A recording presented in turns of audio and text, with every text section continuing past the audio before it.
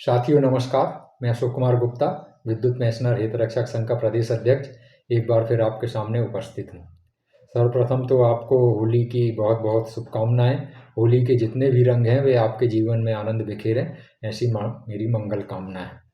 साथियों, इस वीडियो के माध्यम से आपके सामने उपस्थित होने का मेरा जो उद्देश्य है वह आपके जो मुद्दे चल रहे हैं वर्तमान में और जिनके कारण आपको बहुत फ़ायदा होने वाला है, उन मुद्दों के वर्तमान हालात में क्या स्थिति है, इसकी जानकारी आपको देना है।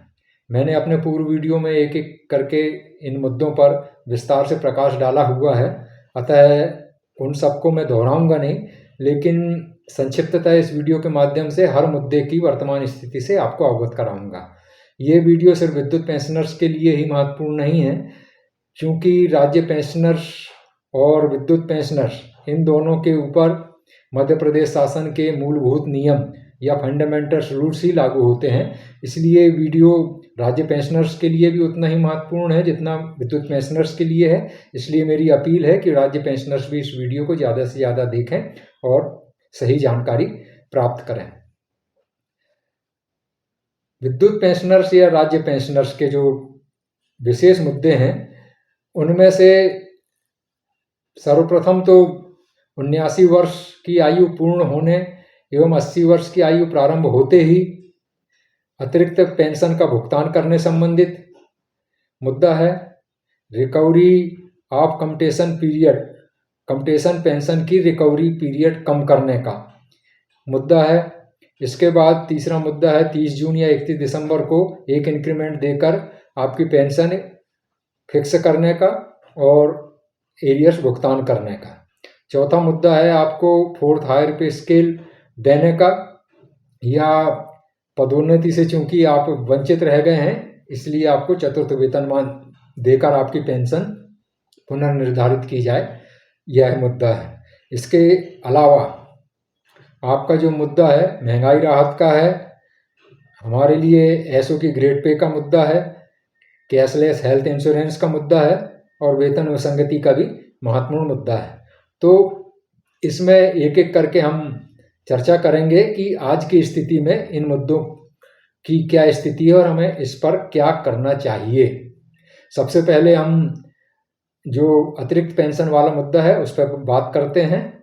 देखिए, इसमें हुआ ये था कि श्री ओम प्रकाश सक्सेना जी ने ग्वालियर हाई कोर्ट के समक्ष एक याचिका दायर की थी और बाद में याचिका का फैसला उनके पक्ष में आया था, तो इसमें अपील दायर की गई थी जिसका अपील नंबर है WA7452023, जिसमें माननीय ग्वालियर हाई कोर्ट ने दिनांक 19/6/2023 को याचिकाकर्ता के पक्ष में फैसला दिया था एवं इसके विरुद्ध शासन एवं प्रशासन माननीय सुप्रीम कोर्ट में गया था। तो सुप्रीम कोर्ट ने भी SLP सिविल 2414 वर्ष 2024 में आदेश दिनांक 17/9/2024 पारित करके यह फैसला दिया है कि 79 वर्ष पूर्ण होते ही और 80 वर्ष की आयु प्रारंभ होते ही पेंशनर्स को 20% अतिरिक्त पेंशन का भुगतान किया जाए। इन आदेशों के पश्चात मध्य प्रदेश शासन ने एक चतुराई की है और इन आदेशों का लाभ पेंशनर्स को न दिया जाए, इस उद्देश्य से उन्होंने एक परिपत्र वित्त विभाग द्वारा दिनांक 21 फरवरी 2024 को जारी किया गया है। इस परिपत्र में यह लिखा गया है कि वित्त विभाग का जो मूल परिपत्र दिनांक 3 अगस्त 2009 जिसमें अतिरिक्त पेंशन देने संबंधित नियम का उल्लेख है, उस परिपत्र के अंग्रेजी वर्जन यानी अंग्रेजी में जो लिखा गया है वो परिपत्र ही मान्य किया जाए, क्योंकि उस परिपत्र में 80 वर्ष के बाद वाक्य में से अथवा फ्रॉम का उल्लेख नहीं है। इसलिए अंग्रेजी वर्जन को मान्य करते हुए 80 वर्ष की आयु पूर्ण होने पर ही 20% अतिरिक्त पेंशन का भुगतान किया जाए, इस तरह का एक निर्देश जारी किया गया है। साथियों, इसमें स्थिति ये थी कि वित्त विभाग का जो परिपत्र हिंदी में जारी किया गया था दिनांक 3 अगस्त 2009 को, उस परिपत्र में जो अतिरिक्त पेंशन देने का जो टेबल या चार्ट दिया गया था, उसमें शब्द प्रारंभ होते थे 80 वर्ष से 85 वर्ष, 85 वर्ष से 90 वर्ष, 90 वर्ष से 95 वर्ष, 95 वर्ष से 100 वर्ष, इस तरह की उसमें शब्दावली थी। इसी तरह के जो शब्दावली है, वैसा ही सेंट्रल गवर्नमेंट के जो पेंशन नियम है उसमें भी उल्लेखित थी। तो इस कारण से हाई कोर्ट ने हिंदी वर्जन का जो परिपत्र था उसके आधार पर माननीय हाई कोर्ट ग्वालियर ने और सुप्रीम कोर्ट ने यह फैसला दिया हुआ है, और इसी आधार पर बहुत से फैसले हुए हैं कि इन्हीं आदेशों के अनुरूप अन्य पेंशनर्स को भी 79 वर्ष की आयु पूर्ण होने के पश्चात 80 वर्ष जैसे ही प्रारंभ होता है तो 20% अतिरिक्त पेंशन का भुगतान किया जाए। लेकिन जो ये परिपत्र मध्य प्रदेश शासन के वित्त विभाग द्वारा दिनांक 21 फरवरी 2025 को निकाला गया है, इसके बाद स्थितियां बदल गई हैं। अब ये क्या है कि उन्होंने एक तरह से माननीय सुप्रीम कोर्ट एवं माननीय हाई कोर्ट ग्वालियर एवं जो भी अन्य अपने मध्य प्रदेश के हाई कोर्ट द्वारा इस तरह के डिसीजन दिए गए हैं, उन सबकी अवमानना करते हुए ये जो परिपत्र निकाला है, इससे अब ये हो गया है कि पूरे मतलब कहना चाहिए जो कोर्ट के आदेश हैं वो अनुपयोगी हो गए हैं, या एक हिसाब से कहना चाहिए कि उनको परे कर दिया गया है, और सीधा सीधा अब ये मतलब निकल गया है कि 80 वर्ष पूर्ण होने पर ही आपको अतिरिक्त पेंशन का भुगतान किया जाएगा, इसके पहले पेंशन का भुगतान नहीं किया जाएगा। तो अभी तक की जो भी कवायद की गई थी वो सब कुल मिला के निरर्थक हो गई है। अब स्थिति ये है कि बहुत से लोगों को तो अभी जो आदेश हुए थे कोर्ट के उसी का पालन नहीं हुआ है, लटका के रखा गया है, और अब जो भी स्थिति बनेगी विद्युत कंपनियां भी इसी आदेश को अडॉप्ट कर लेंगी, तो वो भी अब क्या है कि 80 वर्ष आयु पूर्ण होने के पश्चात ही आपको अतिरिक्त पेंशन का भुगतान करने वाली है। तो इसमें अब किया क्या जाए? स्थिति तो ये बन गई है कि 80 वर्ष के बाद ही जो पुराना परिपत्र है, कहना चाहिए जो पहले इनकी प्रैक्टिस थी, उसी आधार पर अब अतिरिक्त पेंशन मिलेगी। 79 वर्ष के पूर्ण होने पे और 80 वर्ष प्रारंभ होते ही आपको अतिरिक्त पेंशन नहीं मिलेगी, यानी सीधे सीधे 1 साल की अतिरिक्त पेंशन का आपको हमेशा नुकसान होते रहेगा हर स्लैब में। अब इसमें किया क्या जाए? इसमें देखिए 2 तरीके हैं।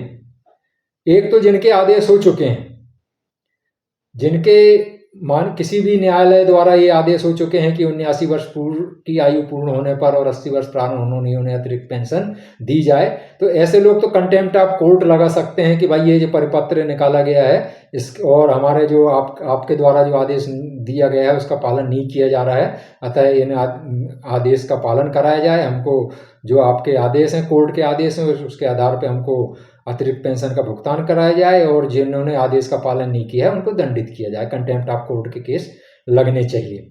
दूसरी स्थिति ये है कि जिन्होंने अभी तक केस लगाए नहीं है, या जिनके 80 वर्ष या 79 वर्ष पूर्ण होने को आए हैं या पूर्ण होने वाले हैं या हो गए हैं, और अतिरिक्त पेंशन उनको चाहिए 80 वर्ष के प्रारंभ से ही, तो उनको ये जो वित्त विभाग का परिपत्र निकाला गया है 21 फरवरी 2025 को, इसको चैलेंज करना पड़ेगा कोर्ट में, हाई कोर्ट में।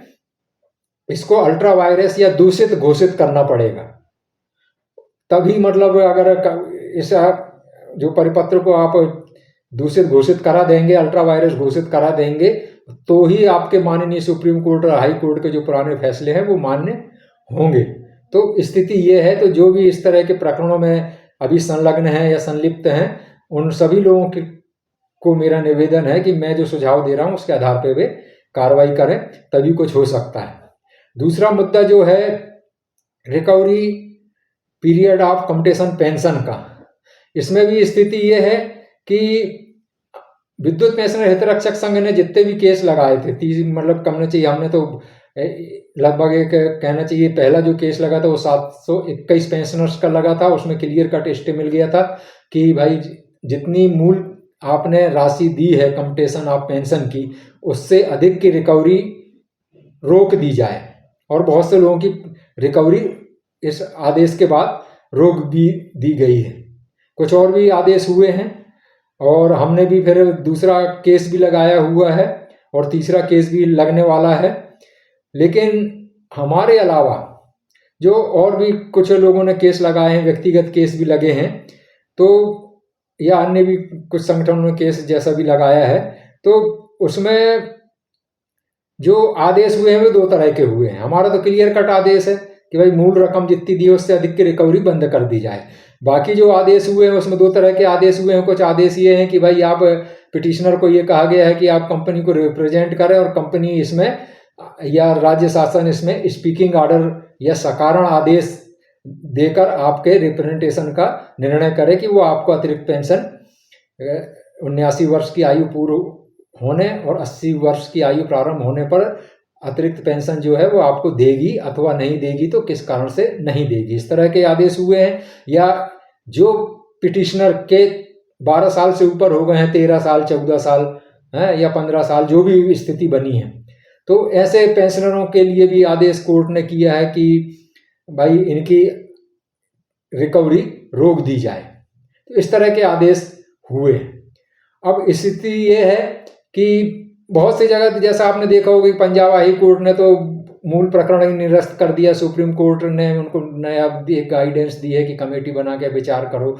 लेकिन उसमें क्या है कि कई और भी हाई कोर्ट में ये हुआ है कि भाई 15 वर्ष की अवधि ठीक है, रिकवरी ठीक है, आपने तो अपने स्वेच्छा से लिया था, पेंशनरों ने कंपटीशन ऑफ रिकवरी, इसलिए ये जो रिकवरी हो रही है ठीक हो रही है। लेकिन इन सब आदेशों के बावजूद माननीय इंदौर हाई कोर्ट ने अभी भी स्टे दिया हुआ है। फरवरी में 24 फरवरी का एक आदेश है और भी इसके बाद भी आदेश, पहले भी आदेश हैं और वो स्टे अभी भी दे रहे हैं। तो स्थिति ऐसी बन रही है कि कोर्ट स्टे दे रहे हैं, कुछ कोर्ट रिजेक्ट कर रहे हैं। और जो हमारे जबलपुर के हाई कोर्ट, इन्होंने क्या किया कि हमारा जो सेकंड प्रकरण लगा था और जो अन्य प्रकरण और भी कई प्रकरण लगे थे दूसरे विभागों के या दूसरे पेंशनर्स ने जो प्रकरण लगाए थे, तो इनको सब क्लब कर लिया है। क्लब करने का मतलब ये है कि सब प्रकरणों को अब एक ही बेंच सुनेगी और पूरे प्रकरणों पे एक साथ सुनवाई होगी और एक ही साथ उस पर आदेश होंगे। अब अलग अलग प्रकरण नहीं सुने जाएंगे कि अलग अलग स्टे या वगैरह जो भी दिया जाता है वो नहीं दिया जाएगा, एक साथ उस पर सुनवाई होगी। तो हमारा सेकंड प्रकरण पे अभी सुनवाई होना है, वो भी क्लब होकर जो भी आदेश होगा वो आदेश होगा। तो स्थिति ऐसी बन रही है कि दोनों तरह के आदेश हो रहे हैं। कुछ बोल रहे हैं कि नहीं वो 15 साल की रिकवरी ठीक है, कुछ बोल रहे हैं कि नहीं ये तो गलत है, इस पर अभी स्टे दिया जाता है, आगे की रिकवरी अभी बंद रखी जाए। लेकिन फाइनल फैसला भी कम से कम अपने हाई कोर्ट, कहना चाहिए जबलपुर का जो है मेन हाई कोर्ट, उसका फैसला तो अभी अंतिम फैसला आया नहीं है। तो मेरा कहने का मतलब ये है कि अंतिम फैसला हो भी जाएगा हाई कोर्ट से किसी का भी, तो ये सुप्रीम कोर्ट में जाना है अंतिम तौर पे मामला, और माननीय सुप्रीम कोर्ट को ही इस पे तय करना है। तो प्रकरण आप लगाते रहिए, आपको ये है कि आपके प्रकरण, अब मेरा जहाँ तक अनुमान है कि वो उस पर स्टे मिलेगा नहीं। ये जरूर है कि इस पे आपके प्रकरण क्लब हो जाएंगे और एक साथ इस पे जो भी आदेश होएगा वो सब पे लागू होएगा। अगर स्टे देते हैं तो स्टे आपको भी मिल जाएगा, और अगर स्टे नहीं मिलता है, सुनवाई चलेगी, तो अंतिम फैसले तक सुनवाई चलेगी और ये प्रकरण आफ्टर ऑल सुप्रीम कोर्ट से भी डिसाइड होना है। लेकिन आप लोग प्रकरण लगाइए जरूर। प्रकरण इसलिए लगाइए कि अगर आप अभी प्रकरण लगा देंगे तो जो भी फैसला होगा उसका लाभ आपको प्रकरण लगाने की तारीख से मिलेगा। ये क्यों बोल रहा हूँ, ये थोड़ी देर में जब इंक्रीमेंट से संबंधित मैं मुद्दे पर चर्चा करूंगा, जब आपके समझ में आएगा कि प्रकरण लगाना क्यों जरूरी है और प्रकरण की तिथि से लाभ मिलता है। तो कंपटीशन से संबंधित जो रिकवरी पीरियड कम करने की वर्तमान स्थिति मैंने आपको बता दी। अब तीसरे जो मामला है उस पर हम चर्चा करते हैं कि तीसरा जो मामला है वो है आपका 30 जून और 31 दिसंबर को इंक्रीमेंट देकर आपको पेंशन के पुनर्निर्धारण एवं उसके इरियर्स बकाया करने का। देखिए, हम लोगों ने तो कम से कम इसमें 15-20 प्रकरण लगा चुके हैं और भी प्रकरण लोगों ने लगाए हैं, हजारों की संख्या में इसके मतलब कहना चाहिए पीड़ित पेंशनर हैं। बहुत से लोगों के आदेश हो गए हैं। हमारा आदेश बहुत क्लियर है। हमारे जितने भी आदेश हुए हैं उसमें साफ साफ ये लिखा है कि रिटायर होने की दिनांक से अगली तिथि, यानी 30 जून को कोई रिटायर हुआ है तो 1 जुलाई से, और 31 दिसंबर को कोई रिटायर हुआ है तो 1 जनवरी से रिटायरल मतलब आपको जो ड्यूज हैं उसका एरियर्स देते हुए आपका पेंशन का एक इंक्रीमेंट लगा के पुनर्निर्धारण किया जाए। तो ऐसे तरह के आदेश हमारे संगठन द्वारा कराए गए हैं। और भी संगठनों या और भी व्यक्तियों के बहुत से आदेश हुए हैं। तो उन आदेशों पे कुछ लोगों को एरियर्स मिल गया है, कुछ लोगों का एरियर्स लंबित रखा गया है, कुछ लोगों की रिकवरी कर ली गई है, यानी बहुत से ऐसे मतलब कहना चाहिए अभी भी स्थिति उलझन वाली बनी हुई है। तो इसमें मैं अब ये बता रहा हूँ कि अभी तक जो भी स्थिति बनी हुई है, इसमें क्या था कि माननीय सुप्रीम कोर्ट से एक इंटरिम आदेश पारित किया गया था। उस आदेश के आधार पे, इंटरिम आदेश के आधार पे, इंटरिम आदेश में ये था कि डिटेल में अभी आगे आएगा जैसे मैं चर्चा करूंगा, लेकिन एक दिनांक बताने के हिसाब से बता रहा कि इंटरिम आदेश में माननीय सुप्रीम कोर्ट के ये था कि 1 मई 2023 के पहले का भुगतान आपको एरियर्स इन मामलों में नहीं किया जाएगा। तो इसी को अडॉप्ट करते हुए मध्य प्रदेश शासन ने मतलब ये है कि निकाल दिया कि 1 मई 2023 से पहले का किसी को एरियर्स नहीं दिया जाएगा। तो एरियर्स कई लोगों को मिल भी गया था, तो कुछ कंपनियां ने, कुछ संस्थानों ने उनकी रिकवरी कर ली है, कुछ लोगों का एरियर्स रोक लिया गया है। लेकिन अब स्थिति ये बन गई है कि सुप्रीम कोर्ट का फाइनल निर्णय आ गया है, यानी इंतरिम आदेश के बाद जो फाइनल निर्णय होना था वो निर्णय दिनांक 20 फरवरी 2025 को माननीय सुप्रीम कोर्ट द्वारा इस मामले पे अंतिम निर्णय दे दिया गया है। इसका प्रकरण क्रमांक मैं आपको बताऊं, प्रकरण क्रमांक है सिविल अपील 3933 फिर 3 वर्ष 2024। प्रकरण का नाम है union of India and others versus M Siddharaj and others. ये प्रकरण मूलतः जो लगाया गया था, सुप्रीम कोर्ट लगा था, ये दिनांक 19 मई 2023 को लगा था। आप थोड़ा सा इस पर ध्यान दीजिएगा कि 19 मई 2023 को ये प्रकरण सुप्रीम कोर्ट के समक्ष आया था और इसके फिर जो हुआ, इस पे निर्णय हुआ 20 फरवरी 2025 को। बीच में सिविल अपील जो नंबर बताया वो दाखिल हुई थी और मतलब आप ये कह सकते हैं कि 19 मई 2023 को प्रकरण स्टार्ट हुआ और 20 फरवरी 2025 को प्रकरण का में अंतिम फैसला आया। तो इस अवधि को आप ध्यान में रखिएगा। तो माननीय सुप्रीम कोर्ट ने जो फैसला दिया है उसमें उन्होंने जो 2 अंतरिम आदेश दिए थे इसी प्रकरण में। एक अंतरिम आदेश दिया था 11 अप्रैल 2023 को और दूसरा अंतरिम आदेश दिया था 6 सितंबर 2024 को। तो इन दोनों अंतरिम आदेशों के ऊपर उन्होंने फाइनल निर्णय जो दिया है उसमें उन्होंने जो 4 कैटेगरी बनाई है पेंशनर्स की, वो जानना आपके लिए बहुत महत्वपूर्ण है और उसको मैं एक एक करके आपको बता रहा हूं, जिसको आप समझेंगे तो आप फिर ये देखिएगा कि आप किस कैटेगरी में आते हैं और उस कैटेगरी के हिसाब से ही आपको 30 जून या 31 दिसंबर के जो इंक्रीमेंट है या उसका जो एरियर्स है उसका लाभ मिलेगा। तो इसे चीज को बहुत ध्यान से समझिएगा। पहला जो मतलब कहना चाहिए वर्गीकरण किया गया है उसमें ऐसे लोगों के लिए कि जो कोर्ट में गए ही नहीं हैं, जिन्होंने किसी भी कोर्ट में इंक्रीमेंट से संबंधित कोई केस लगाया ही नहीं है, सीधे अपने विभाग को आवेदन करके वो ये बोल रहे हैं कि हम भी चूंकि 30 जून या 31 दिसंबर को रिटायर हुए थे और 1 वर्ष हमारा इंक्रीमेंट का पूरा हो गया था, इसलिए हमको लाभ दिया जाए। तो ऐसे लोगों के लिए तो माननीय सुप्रीम कोर्ट ने पुरानी व्यवस्था रखी है कि ऐसे लोगों को जो कोर्ट में अभी तक गए ही नहीं हैं उनको 1 मई 2023 से पहले का एरियर्स नहीं मिलेगा। तो एक कैटेगरी ये हो गई कि जिन्होंने कोर्ट में नहीं गए हैं तो उनको 1 मई 2023 से पहले का एरियर्स नहीं मिलेगा। और अब उनको कोर्ट में जाने की, वैसे भी जैसे मध्य प्रदेश शासन ने भी परिपत्र निकाल दिया है, कोर्टों के भी आदेश हो चुके हैं कि अब इस मामले पे किसी को कोर्ट में आने की आवश्यकता नहीं है। तो आप अब जो कोर्ट में नहीं गए हैं उनको 1 मई 2023 से पहले का एरियर्स नहीं मिलेगा। आप अपने विभाग में आवेदन करिए तो आपको इंक्रीमेंट का लाभ दे दिया जाएगा, आपको पेंशन का पुनर्निर्धारण कर दिया जाएगा। और 1 मई 2023 अगर पहले से आप रिटायर हुए हैं तो 1 मई 2023 के बाद का ही आपको एरियर्स मिलेगा। और जो 1 मई 2023 के बाद रिटायर हुए हैं कभी भी, तो रिटायरमेंट की डेट से आपको एरियर्स मिलेगा। तो पहली स्थिति तो ये हो गई। दूसरी स्थिति वो ये है कि जिन्होंने कोर्ट केस लगाया था और जिनके फैसले भी हो चुके हैं, तो ऐसे लोगों को उनके फैसले में जो लिखा है उसके आधार पे उनको एरियर्स मिलेगा और उनको पेंशन, रिवाइज पेंशन जो है उसी डेट से मिलेगी। जैसा कि हम बता रहे हैं कि हमारे जितने भी फैसले हुए हैं उसमें क्लियर कट ये लिखा गया है कि भाई रिटायरमेंट की डेट से अगली दिनांक से दिया जाए, इंक्रीमेंट भी दिया जाए और एरियर्स भी दिया जाए। तो हमारे में तो ये स्थिति लागू होगी।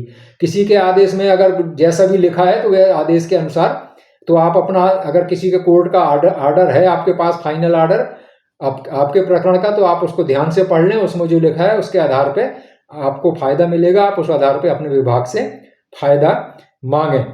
तीसरी स्थिति जो बनती है वो ये है कि लोगों ने केस लगाए हुए थे, यह केस है मतलब कहना चाहिए हाई कोर्ट की, सिंगल बेंच, डबल बेंच, जहां भी बोलो वहां से उनके पक्ष में फैसला आ गया था या विपक्ष में जैसा भी आया था उसकी अपील की गई थी और अपील पेंडिंग है या मूल प्रकरण अभी उस पर फैसला पेंडिंग है।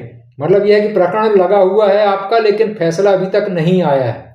तो ऐसे प्रकरणों में जो कोर्ट निर्णय देगा वो आप पे लागू होगा। अब इस पे दो स्थिति बनती है, मतलब ज्यादातर तो यही होगा कि प्रकरण जो इस माननीय अभी सुप्रीम कोर्ट का जो 20 फरवरी 2025 का डिसीजन है, इसी आधार पे आपका भी फैसला, मतलब आपका भी निराकरण कर दिया जाए और उसके आधार पे आपको 1 मई 2023 से पहले का एरियर्स नहीं मिलने वाला है, ऐसा उसमें मतलब आपको लागू होएगा। या हो सकता है कोर्ट, अगर आपको बहुत पुराना प्रकरण था और किसी कारण से लंबित रहा हो, तो मतलब कोर्ट आपके प्रकरण पर विचार करके मतलब पहले की डेट से भी आपको इंक्रीमेंट और एरियर्स दे सकता है। ये पूरी तरह कोर्ट के ऊपर निर्भर है। तो जिनके फैसले नहीं आए हैं वे देख लें कि उनका कैसा आदेश होता है, और वो अगर उनका पुराना प्रकरण है या जैसा भी है तो वो कोर्ट के ध्यान में लाएं। तो हो सकता है कोर्ट 1 मई 2023 से पहले का भी एरियर्स आपको दे दे। अब एक जो स्थिति एक और जो उन्होंने क्लेरिफाई की है उसमें यह कहा गया है कि जिन्होंने एम सिद्धराज के केस लगने की दिनांक के बाद, यानी जैसे कि मैंने पहले आपको बताया है कि एम सिद्धराज का प्रकरण, मूल प्रकरण जो लगाया गया था वह 19 मई 2023 को लगा था। तो इसका अर्थ ये हुआ, जो मैं बताने जा रहा हूं उसका अर्थ ये हुआ कि जिन्होंने एम सिद्धराज के केस यानी दिनांक 19 मई 2023 के बाद केस लगाया है, तो उनके प्रकरणों में अधिकतम 3 वर्ष का एरियर्स मिलेगा। यानी अगर आप ये मान के चलो कि आप 4 वर्ष पहले रिटायर हुए थे, 5 वर्ष 6 वर्ष कभी भी रिटायर हुए थे, तो आपको रिटायरमेंट की डेट के बाद से एरियर्स नहीं मिलेगा, अधिकतम 3 वर्ष का एरियर्स आपको मिलेगा। और यदि आप 3 वर्ष से कम अवधि है आपके रिटायरमेंट की, यानी अभी अब सिर्फ रिटायर हुए, आपको 2 ही साल हुए या 2.5 साल हुए हैं, तो 2.5 साल का एरियर्स मिलेगा। मतलब ज्यादा से ज्यादा जिनका केस 19/5/2023 के बाद लगाया गया था उनको अधिकतम 3 वर्ष की अवधि का ही एरियर्स मिलेगा। तो ये दिनांक भी आप देख लें और इसके आधार पे ही आपको फायदा मिलेगा, ये आप इस चीज को देख लें। एक चीज है, माननीय सुप्रीम कोर्ट ने और इसी आदेश में जो उनका 20 फरवरी 2000 पर पहले भी उन्होंने बोला था, लेकिन इसको फिर से हाईलाइट किया है कि 20 फरवरी 2025 का जो आदेश है उसमें यह फिर से लिखा गया है कि जिनको एरियर्स का पेमेंट या जो भी अधिक पेमेंट हुआ है, जो भी एक्सेस पेमेंट या जो भी पेमेंट एरियर्स का हो गया है, उसकी रिकवरी नहीं की जाएगी।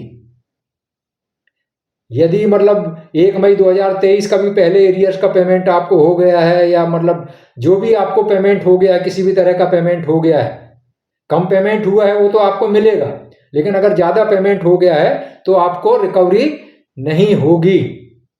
हमारे विद्युत मध्य क्षेत्र की कंपनियों ने, जो मेरी जानकारी में है, कुछ लोगों की रिकवरी कर ली है पेमेंट देने के बाद, तो उनको ये पेमेंट जो उन्होंने रिकवरी कर ली है वो वापस करना पड़ेगा इस आदेश के आधार पे।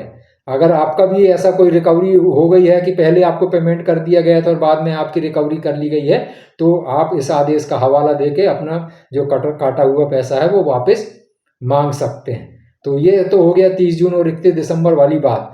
30 जून एक चीज़ और है कि कुछ मतलब कहना चाहिए जिनके पास ज़्यादा दिमाग होता है, या जो हमारे कहना चाहिए मीन मेख निकालने में उस्ताद रहते हैं, ऐसे लोगों ने कुछ ऐसी आपत्ति मेरे ध्यान में लाई गई है कि 1 मई 23 के पहले जो रिटायर हुए हैं उनको इंक्रीमेंट और एरियर्स का लाभ मिलेगा ही नहीं करके उनके प्रकरण वापस किए जा रहे हैं।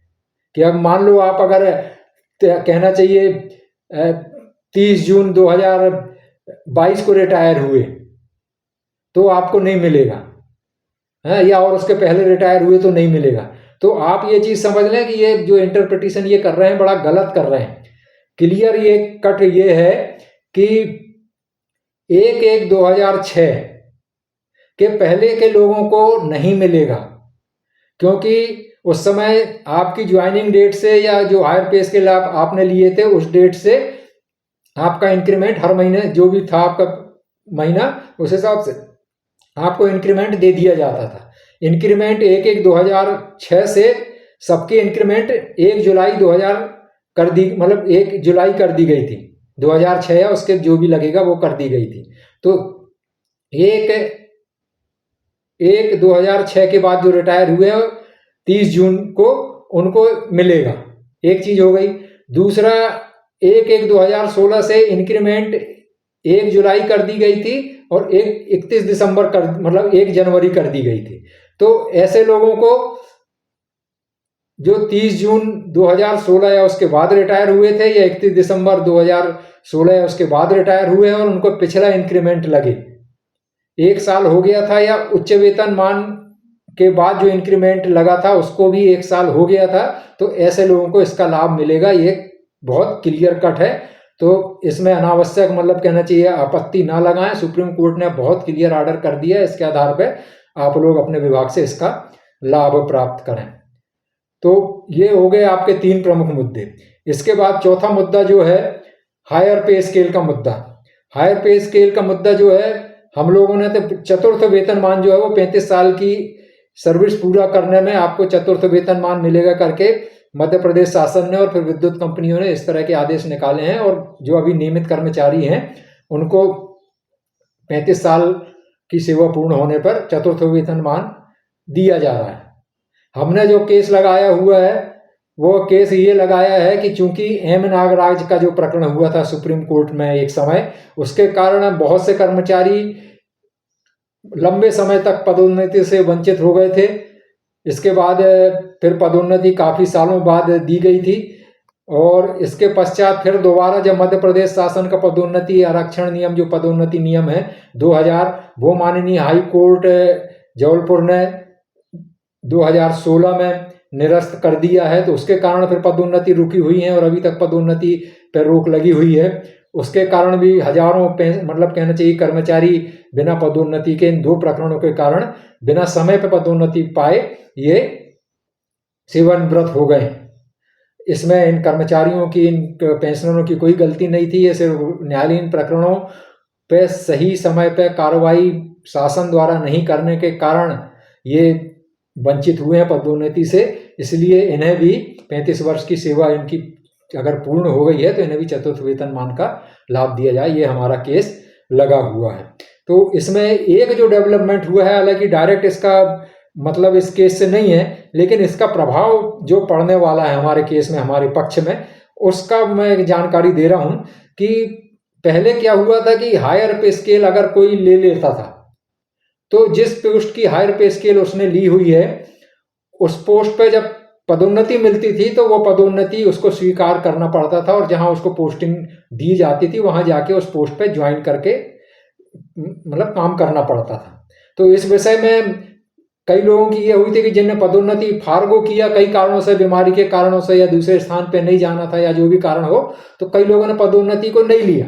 तो उनके क्या था कि उनके हायर पे स्केल बंद कर दिए गए और रिकवरी कर ली गई कि आपने पदोन्नति नहीं लिया है इसलिए आपकी रिकवरी, या आप मतलब उस पद की आपको वेतन के पात्र नहीं है इसलिए आपकी रिकवरी की जाती है, रिकवरी कर ली गई। इसके विरुद्ध बहुत से लोग गए थे कोर्ट में, और कोर्ट द्वारा, माननीय हाई कोर्ट द्वारा ये व्यवस्था दी गई थी, सुप्रीम कोर्ट द्वारा भी व्यवस्था दी गई थी कि रिकवरी ना की जाए। पदोन्नति अलग चीज है और उच्च वेतनमान अलग चीज है।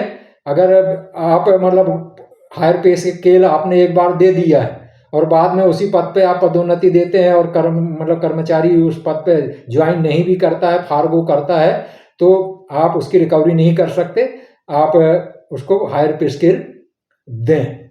इस तरह के आदेश थे। लेकिन अभी हुआ एक जो नया आदेश है इंदौर हाई कोर्ट की फुल बेंच में 3 जज हैं, जब क्या है कि सिंगल बेंच या डबल बेंच के द्वारा भी जब उचित निर्णय नहीं लिया जा सकता, ऐसा प्रतीत होता है, तब 3 जजों की बेंच या लार्जर बेंच, या आप कहना चाहिए फुल बेंच कह लो आप, उसमें प्रकरण जाता है और वहां जज अपने बहुमत से फैसला लेते हैं। तो इंदौर फुल बेंच द्वारा, जिसमें 3 जज साहब शामिल थे, उनके द्वारा पुराना फैसला जो है न्यायालयों का, उसको पलट दिया गया है और अब ये व्यवस्था दी गई है कि भाई अगर हायर पे स्केल किसी ने लिया है जिस पोस्ट का, उस पोस्ट पे अगर पदोन्नति मिलती है तो आपको पदोन्नति ग्रहण करना पड़ेगी। पदोन्नति को आप फार्गो नहीं कर सकते, पदोन्नति पर आपको जाना ही पड़ेगा, अन्यथा आपको हायर पे स्केल नहीं मिलेगा, आपको हायर पे स्केल की रिकवरी कर ली जाएगी। यानी माननीय कोर्ट ने पदोन्नति और हायर पे स्केल को एक ही तरह का माना है कि या तो हायर पदोन्नति आपको फार्गो करना है तो आपको हायर पे स्केल की भी आपको छोड़ना पड़ेगा, या अगर आपने हायर पे स्केल ले लिया है तो आप उस पद पे जाके ज्वाइन करें, उस पर कार्य करें, अन्यथा आपको हायर पे स्केल आपकी रिकवरी कर ली जाएगी। तो इसका प्रभाव जो हमारे केस पे पॉजिटिव पड़ने वाला है वो ये है कि अगर ये जो माननीय कहना चाहिए हाई कोर्ट के समक्ष मध्य प्रदेश शासन या विद्युत कंपनियां ये तर्क लेके जाती कि पेंशन ये जो उच्च वेतनमान है ये अलग चीज है और पदोन्नति अलग चीज है, इसलिए अगर इनको पदोन्नति ना भी मिली है तो उच्च वेतनमान इनको देना जरूरी नहीं है, इस तरह का अगर कोई ये तर्क लेते तो ये तर्क इस जो फुल बेंच का आदेश अभी वर्तमान में हुआ है इसके कारण उनका वो तर्क निरर्थक हो जाएगा और हमारा ये कहना चाहिए ये जो दावा है सशक्त होता है कि पदोन्नति ना देने के कारण ही उच्च वेतनमान दिया जाता है। यदि पदोन्नति आदमी को समय पे मिल जाए तो उसको उच्च वेतनमान देना आवश्यक नहीं रहता। जब आप पदोन्नति समय पे नहीं दे सकते तभी आप उच्च वेतनमान देते हैं, और आपने जो समय सीमा 9 साल, 18 साल, 25 साल, 30 साल, 35 साल जो निर्धारित की है उसका मतलब ये है कि आपने इतने वर्षों में अगर पदोन्नति नहीं दी है तो इसलिए आपको क्षतिपूर्ति स्वरूप आपको उच्च वेतनमान इस पद का दिया जा रहा है। तो हम इस मामले के बाद जो इंदौर फुल बेंच का ऑर्डर हुआ है, इस मामले के बाद हमारी उम्मीद ज़्यादा बनती है कि हमारे पक्ष में ये जो 4th हायर पे स्केल का है इसका फैसला आ सकता है। अब इसके बाद जो 4 प्रमुख मुद्दों पे तो हमने चर्चा कर ली। अब इसके बाद और भी जो कॉमन मुद्दे हैं उन पे संक्षिप्त में मैं प्रकाश डाल दूं ताकि कोई ऐसा ना लगे कि यार ये मुद्दों पे और क्या हुआ है, इसकी हमको कोई जानकारी नहीं मिल पा रही है। तो एक जो मुद्दा है ये इसमें महंगाई राहत का मुद्दा है। तो महंगाई राहत का तो हमने बता चुके हैं कि विद्युत पेंशनर को जो महंगाई राहत है ये आपकी जो राज्य शासन के जो नियम है इससे इसका कोई लेना देना नहीं है, हमारा अलग मामला है और हमने इस संबंध में माननीय हाई कोर्ट के समक्ष केस भी लगाया हुआ है, विद्युत नियामक आयोग के समक्ष भी आपत्ति दर्ज कराई हुई है। तो ये मामला थोड़ा सा अलग है, लेकिन चूंकि मूलभूत नियम हमारे एक से हैं तो राज्य पेंशनर अभी जो कर रहे हैं मैं थोड़ा सा उनको एक सलाह देना चाह रहा हूँ। हालांकि वो जो कर रहे हैं उस पर कोई टीका टिप्पणी मेरी अनपेक्षित है, लेकिन फिर भी मैं एक थोड़ा सा जो मेरा जो एक सुझाव है कि धारा 49(6) को समाप्ति के लिए आप पूरी ताकत लगाए हुए हैं और आपने कोर्ट केस भी किया हुआ है। मेरा सिर्फ एक संभावना व्यक्त कर रहा हूं कि मान लीजिए कि धारा 49 अनुसूची 6 समाप्त भी हो जाती है, समाप्त हो गई मान के अपन चलते हैं, तो क्या गारंटी है कि मध्य प्रदेश शासन आपको पूरा डीए या डी कहना चाहिए जो महंगाई राहत है वो आपको समय पे दे? इसकी क्या गारंटी है? देखिए हो रहा क्या है कि जो अभी तक जो जानकारी है उसमें ये है कि हर चीज के रूल्स हैं, आपके पेंशन रूल्स हैं, कम्पटेशन रूल्स हैं, लीव रूल्स हैं, आपके टीए रूल्स हैं, मेडिकल रूल्स हैं, दुनिया भर के रूल्स बने हुए हैं, डीए का कोई रूल्स नहीं है। अगर किसी की जानकारी में कोई रूल्स है डीए का अपने मध्य प्रदेश में, तो कृपया मेरे को सूचित करें वो। अन्यथा मेरी जानकारी जहां तक है कि डीए का कोई रूल्स नहीं, एक परंपरा भर चल रही है। यह एक आध कोई ने पत्र निकाल दिया, उस पत्र के आधार पर ही आगे ही मतलब एक परंपरा चल गई है और मध्य प्रदेश शासन अपने हिसाब से डीए मतलब डीआर घोषित करता है और फिर विद्युत कंपनियां भी उस पर भी अपने और मतलब कहना चाहिए लाग लपेट करके दुनिया भर के अपने हिसाब से और मतलब उस पर ऑर्डर निकालती हैं। तो डीए रूल्स पे जोर देना चाहिए और उसका जो फंडामेंटल्स है, जो सेंट्रल गवर्नमेंट में भी मतलब वो चीज़ है, उस पर चर्चा करेंगे तो लंबा हो जाएगा, किसी वीडियो में शायद मैंने चर्चा भी की है। तो कुल मिला के मतलब ये है कि हमको इस बात पे जोर देना चाहिए कि भाई जो डीए का या डीआर का जो कहना चाहिए आधार है, सीपीआई कंज्यूमर प्राइस इंडेक्स, उपभोक्ता मूल्य सूचकांक, केंद्र सरकार जिस तारीख से डिक्लेयर करती है, जिस डेट से डिक्लेयर करती है, जितना परसेंटेज डिक्लेयर करती है, उसी आधार पे मध्य प्रदेश के पेंशनरों को, चाहे वो राज्य सरकार के हों, चाहे विद्युत कंपनियों के हो, चाहे अन्य विभागों के हैं, और सभी पेंशनरों को केंद्र सरकार द्वारा घोषित परसेंटेज और डेट से ही महंगाई राहत का भुगतान किया जाना चाहिए। इस पे जोर देना चाहिए।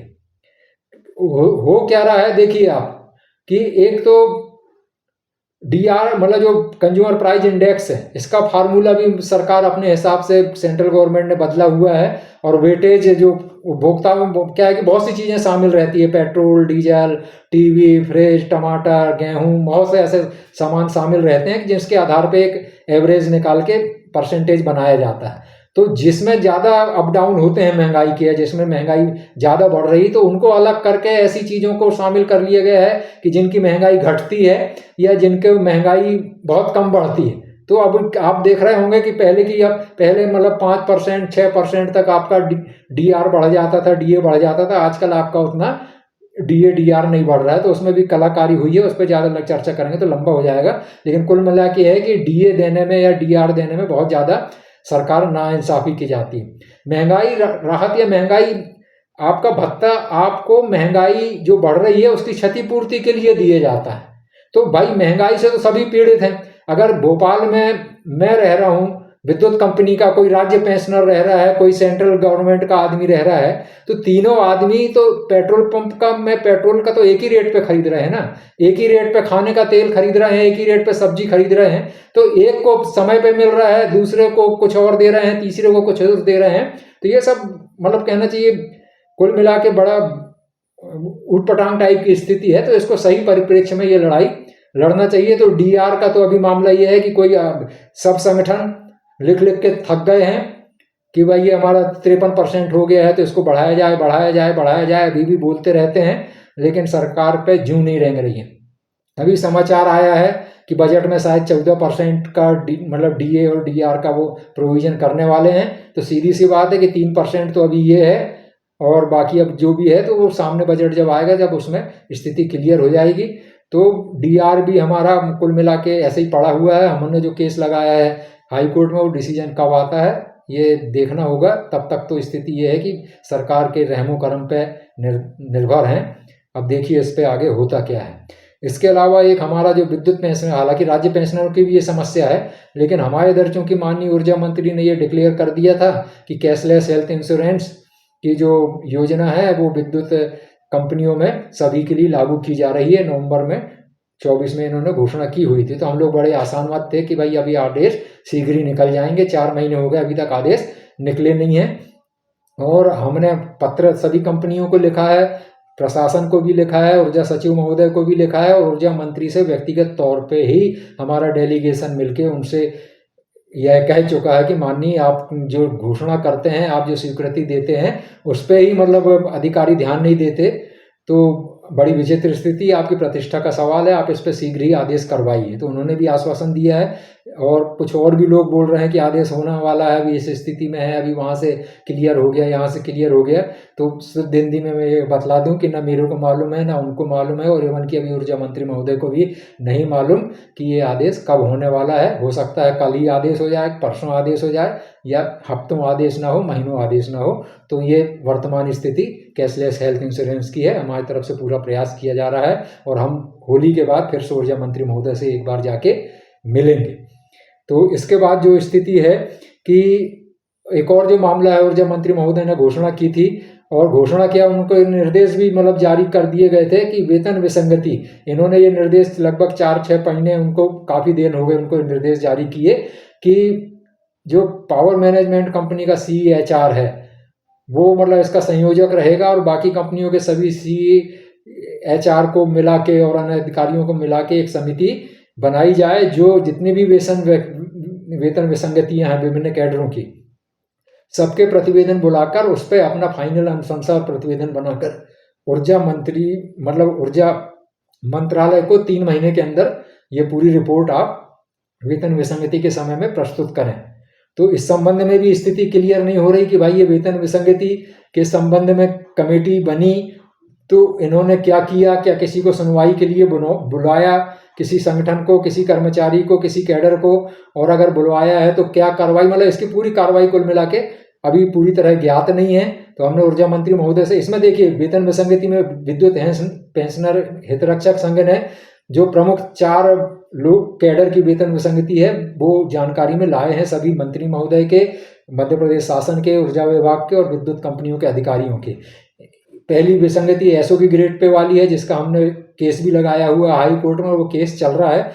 तो केस के साथ साथ में हमने इस पे भी मतलब जोर दिया है विद्युत कंपनियों पे भी, भाई इस विसंगति को आप अपने उसमें शामिल करें। तो SOP ग्रेड पे हो गई। दूसरा टेस्टिंग सुपरवाइजर और TVA ग्रेड सेकंड जो ऑपरेटर वाली विसंगति है वो भी ली हुई है। इसके अलावा जो O ग्रेड थर्ड की जो स्केल में विसंगति है वो भी ली हुई है। इसके अलावा जो अपने सिविल अटेंडेंट ग्रेड 3 और 2 या अटेंडेंट ग्रेड 2 और 3 की जो लाइन वाली है उनकी भी वेतन विसंगति है, ये उच्च वेतनमान में जो वेतन विसंगति है। तो इस तरह की वेतन विसंगतियों से हमने जानकारी प्रेषित कर दी है और हम ये उम्मीद करते हैं कि वेतन विसंगति जो माननीय ऊर्जा मंत्री महोदय ने है डिक्लेयर की है, इस पर शीघ्र फैसला लिया जाएगा और सभी वेतन विसंगतियों को दूर किया जाएगा। तो ये तो हो गई हमारे जो अभी फिलहाल जो मुद्दे चल रहे हैं, इन सब पे आपको वर्तमान जो स्थिति चल रही है उससे अवगत कराना, और उम्मीद करता हूँ कि ये जानकारी आपके बहुत बहुत काम आएगी। एक मैं जो आपसे या संगठनों से जो मतलब कहना चाहिए एक निवेदन करना चाहता हूँ, एक अपील करना चाहता हूँ, वो ये है कि देखिए आपको शासन की स्थिति मालूम है कि वो आपकी समस्याओं पे ध्यान दे रहा नहीं है।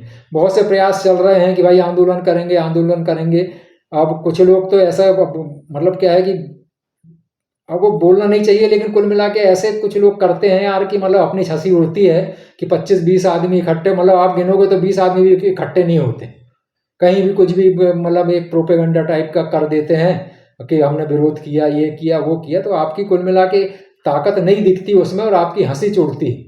तो कृपया इस तरह आंदोलन करें, कोई प्रदर्शन करें, कोई धरना करें या कोई स्टेप लें तो कृपया थोड़ा सा ऐसा लगे कि हाँ यार पेंशनर आपके साथ में है, या वास्तव में पेंशनरों को, इसमें तो ये ऐसा उल्टा लगता है कि यार किसी पेंशनर को तकलीफ ही नहीं है। 10-20 पेंशनर जबरदस्ती चिल्ला रहे हैं, बाकी लोग तो कोई उनको दिक्कत नहीं है, इसलिए देखो कोई आंदोलन में शामिल नहीं हो रहा। तो इस तरह की स्थिति से बचा जाए, मेरा मतलब एक सुझाव है, बाकी करना आपको जो भी है। दूसरी स्थिति यह है कि अगर कोई मुहिम चल रही है, हालांकि थोड़ी सी चर्चा हमारी भी हुई है और भी लोग अपने अपने स्तर पर चर्चा कर रहे हैं, अगर कोई मुहिम चल रही है एकता बनाने की, या तो राज्य पेंशनरों के साथ या विद्युत पेंशनर ही सब मिलके, तो इस पर भी गंभीरता पूर्वक चर्चा की जाए और थोड़ा सा मतलब खुले मन से आगे बढ़ के चर्चा की जाए, थोड़ा सा अपना अहम और हम छोड़ के। और अगर कोई अच्छा मतलब एक मूवमेंट बनता है तभी कोई चीज की जाए, अन्यथा तो ये है कि कम ताकत है, आपका संख्या बल आपका नहीं रहेगा, आप कुछ भी कर दोगे तो आपकी हंसी छोड़ने वाली है और शासन तो और मतलब मजबूत हो जाता है कि इनके आंदोलन में दम नहीं रह गई। तीसरी चीज जो मैं कहना चाहता हूँ, कोर्ट केस लगाने वाली प्रवृत्ति की। देखिए सही है कि भाई शासन जब नहीं सुनता था, कोर्ट में जाना हमारा अधिकार है और हम लोग मजबूरी में कोर्ट में जाते भी हैं, और हमारा संगठन तो बदनाम भी है कि यार ये कोर्ट केस लगाता रहता है। तो वो स्थिति मैंने पहले भी क्लियर कर दी थी और हम आज भी क्लियर कर रहे हैं कि जब कहीं रास्ता नहीं मिलता तब हम कोर्ट केस लगाते हैं, और इसमें पेंशनरों का चूंकि अंशदान रहता है, पेंशनर सहयोग करते हैं, इसलिए उनके सहयोग पे हम कोर्ट केस लगाते हैं। जो बात मैं कहना चाह रहा हूँ कि कई लोग व्यक्तिगत केस लगा देते हैं, या कई और भी जो संगठन है बिना पूरी तैयारी के केस लगा देते हैं, और बिना पूरी तैयारी के सही आप तथ्य रखे, सही आप नियम कानून रखे, आपके मतलब जो कहना चाहिए प्रेयर जो बनती है उसको सही तरीके से लिखे बगैर आप केस लगा देते हैं, और केस आप लूज कर जाते हैं, या तो हार ही जाते हैं, या वो इस तरह के निर्णय मतलब कहना चाहिए फैसले हो जाते हैं कि भाई आप तो फिर से रिप्रेजेंट करो, कंपनी के पास जाओ, कंपनी आपको फिर से आपको स्पीकिंग ऑर्डर या सकारण आदेश देके आपका निर्णय करेगी। तो यानी कुल मिला के वो कंपनियों पे या मध्य प्रदेश शासन ही पे मतलब टाल दिया जाता है, कोर्ट कोई फैसला करता नहीं है मेरिट आधार पे। तो ऐसे कोर्ट केस लगाने का भी कोई मतलब नहीं होता, कंपनी आपकी रिप्रेजेंटेशन रिजेक्ट कर देती है तो आप फिर कोर्ट में जाओ। तो कुल मिला के प्रकरण अगर व्यक्तिगत लगा रहे हैं तो पूरी तैयारी से लगाएं, और संगठन भी अगर प्रकरण लगा रहे हैं, देखिए संगठन के पास फिर भी क्या है कि काफ़ी मतलब कहना चाहिए बहुत से लोग शामिल रहते हैं उसमें, और सब कहीं ना कहीं काम करे हुए लोग रहते हैं, तो उनको नियमों को कानूनों का जानकारी रहती है। और चूंकि हमको प्रकरण लगाना रहता है तो हम अध्ययन भी बहुत करते हैं, इधर उधर से बहुत सी जानकारी वकीलों से चर्चा करके, तो हम लोग काफ़ी मजबूती से केस लगाते हैं। इसलिए अगर आप व्यक्तिगत केस लगा रहे हैं तो आपका खर्चा भी ज़्यादा होता है, आपके केस भी आप कई बार लूज कर जाते हैं। तो सलाह तो पेंशनरों को मेरी यही है कि आप किसी न किसी संगठन के माध्यम से केस लगाएं, उसमें आपको पैसा भी बहुत कम लगेगा और आपका केस बहुत मजबूती से संगठन लड़ते हैं। और संगठनों से भी मेरा निवेदन है कि भाई आप केस लगा रहे हो तो पूरी तरह से अच्छी तरह से अध्ययन करके, लीगल जो एक्शन होता है या लीगल जो लैंग्वेज होती है या लीगल जो स्टेप होते हैं वो उनको समझना मामूली चीज़ नहीं है। इसलिए आप लोग बड़े तैयारी से अच्छा वकील करके और सही तरीके से केस लगाओ, तभी पेंशनरों का हित होगा। अन्यथा जो कई ऊटपटांग टाइप के आदेश हो जाते हैं उसके कारण बाकी प्रकरण भी बिगड़ जाते हैं। और शासन और विद्युत कंपनियों की तो ये आदत है कि अगर कोई फैसला पेंशनरों के पक्ष में होता है तो वो ये कह देते हैं कि भैया ये फैसला तो यार जो पिटिशनर थे उनके पक्ष में फैसला हुआ है, इसलिए सिर्फ उन्हीं पे लागू है, आप लोगों पे ये लागू नहीं है, इसलिए आपको हम नहीं देंगे जब देने की बारी आती है। लेकिन जब कोई लेना रहता है, कोई कटौती करना रहता है, कोई चीज़ बंद करनी रहती है, तो किसी का भी फैसला हो वो मान लेते हैं। फिर वो ये नहीं देखते कि यार ये अशोक कुमार का फैसला है तो रामलाल पे क्यों लागू कर रहे हैं, फिर वो कटौती वाली चीज़ तो सब पे लागू कर देते हैं, देने वाली चीज़ लागू करते नहीं। तो इस चीज़ से भी होशियार रहें, प्रकरण पूरी तैयारी से लगाएं, अच्छे से लगाएं। और आप लोगों से मेरा निवेदन है कि समय समय पे आप पेंशनर संगठनों का सहयोग करें, उनके आंदोलनों में हिस्सा लें, क्योंकि पहले भी जैसे बता चुका हूं कि बहुत बुरा समय आने वाला है। और जैसा आप देख रहे हैं कि कोर्ट के केसों की भी कहना चाहिए निर्णय जो आते हैं उनकी भी परवाह नहीं करते। खासकर इंदौर कंपनी के मामले में मैं देख रहा हूं कि ना उन्हें इंक्रीमेंट वाले मामलों में कोई मतलब सही स्टेप उठाते हैं, ना अभी जो कंपटीशन के रिकवरी पीरियड रोकने का है उसमें कुछ करते हैं वो, ना उन्होंने 79 साल वाला जो अतिरिक्त पेंशन वाला मामला है उसमें कोई स्टेप सही तरीके से उठाते हैं। सबसे मतलब कहना चाहिए बेकार मतलब कहूँ मैं अगर जो पेंशनर या कर्मचारी हित में जो निर्णय नहीं लेती वो इंदौर कंपनी है। तो इंदौर कंपनी के जो एमडी हैं, क्योंकि प्रमुख के रूप में एमडी ही जिम्मेदार होते हैं, इसलिए एमडी के रूप में हमने पहले भी अवमानना का केस लगाया हुआ और अभी भी हम चूंकि पत्राचार बहुत कर चुके हैं, एमडी से मिल भी चुके हैं, फिर भी नहीं सुन रहे हैं, तो उनके खिलाफ फिर भी हम अवमानना का केस लगाने वाले हैं। और अन्य संगठन भी, मेरे को जहाँ तक जानकारी मिली है कि अन्य संगठन भी इनके खिलाफ अवमानना का केस लगाने वाले हैं। तो कंटेम्प्ट ऑफ कोर्ट केस भी अगर आपका आदेश नहीं माने जाते तो कंटेम्प्ट ऑफ कोर्ट के केस भी आप लगाइए। वीडियो लंबा हो रहा है इसलिए ज़्यादा समय लूँगा नहीं। होली की आपको फिर से बहुत बहुत शुभकामनाएं। फिर कभी मिलेंगे। जय हिंद, जय भारत।